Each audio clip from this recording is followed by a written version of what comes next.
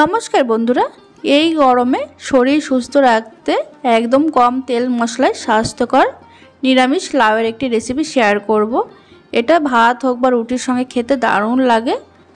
তার জন্য এখানে আমি দেখুন একটা ছোট সাইজের লাউ এরকম ঝিরিঝিরি করে কেটে রেখেছি, আর নিয়েছি হাফ কাপের থেকে একটু কম মুগ ডাল। এবার মুগ ডালটা কিন্তু জল দিয়ে 2 থেকে 3 বার এইভাবে ঘষে ঘষে ভালো করে ধুয়ে নিতে হবে।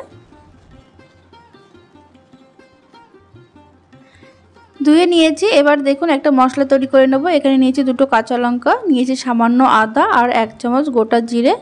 এটা কিন্তু আমি একটু জল দিয়ে বেটে নেব মিহি করে। এবার রান্নার জন্য কড়াইতে দিয়ে দিচ্ছি আমি 1 টেবিল চামচ সরষের তেল। এখানে আমি সরষের তেলে রান্না করছি, আপনারা চাইলে সাদা তেলেও করতে পারেন।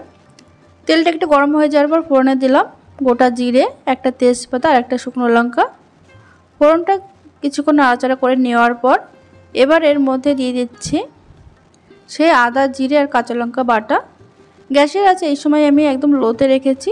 তারপরে দিয়ে দিলাম সামান্য নুন আর সামান্য হলুদ।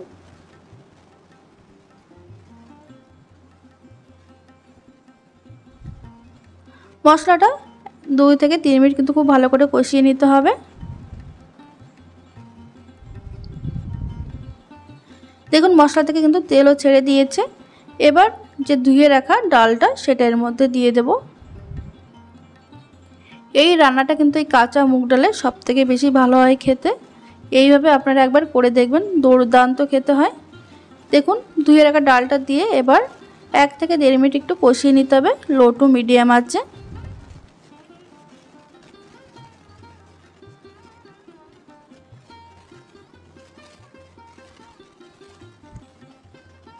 কষিয়ে নেওয়ার পর এবার এর মধ্যে দিয়ে দিচ্ছি কেটে রাখা লাউ।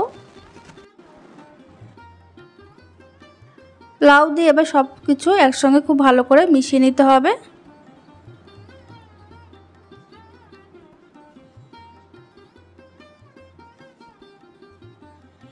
দেখুন এটা কিন্তু খুব ভালো করে মিশিয়ে নেওয়া হয়ে গেছে। এবার এর মধ্যে দিয়ে দেব স্বাদ মতো নুন আর দিয়ে দেব সামান্য হলুদ। যেহেতু মশলা কষানোর সময় নুন আর হলুদটা দিয়েছি, সেই বুঝে আপনারা এখানে নুন আর হলুদটা দেবেন। নুন আর হলুদ দিয়ে গ্যাসের আঁচ একদম লো টু মিডিয়ামে রেখে খুব ভালো করে মিশিয়ে নিতে হবে। মিশিয়ে নেওয়ার পর এবার এটা ঢাকা চাপা দিয়ে লো টু মিডিয়াম আঁচে 2 মিনিট আমি রান্না করে নেব। এই রান্নাটা কিন্তু একদম লো আঁচেই করতে হবে, লো টু মিডিয়াম আঁচে। দেখুন 2 মিনিট পর ঢাকনাটা খুলে নিয়েছি। তারপর একটু নাড়াচাড়া করে মিশিয়ে নিচ্ছি। এখনও কিন্তু ডালটা সিদ্ধ হয়নি। দেখুন লাউ থেকে কিন্তু অনেকটাই জল বেরিয়েছে। ভালো করে মিশিয়ে নেওয়ার পর গ্যাসের আঁচ একদম লোতে রেখে আরও 3 থেকে 4 মিনিট আমি ঢাকাতে রেখে দেব। 4 মিনিট পর ঢাকনাটা খুলে নিয়েছি। ডালটা কিন্তু খুব সুন্দরভাবে সিদ্ধ হয়ে গেছে এখানে, আর লাউটা কিন্তু খুব ভালোভাবে সিদ্ধ হয়ে গেছে। এবার এর মধ্যে দিয়ে দিচ্ছি 1 চামচ চিনি। যেহেতু এটা নিরামিষ রান্না, একটু মিষ্টি মিষ্টি হলে খেতে বেশি ভালো হয়। চিনিটা দিয়ে ভালো করে মিশিয়ে নেওয়ার পর এবার এর মধ্যে দিয়ে দিচ্ছি সামান্য গরম মশলার গুঁড়ো আর দিয়ে দেব হাফ চামচ ঘি।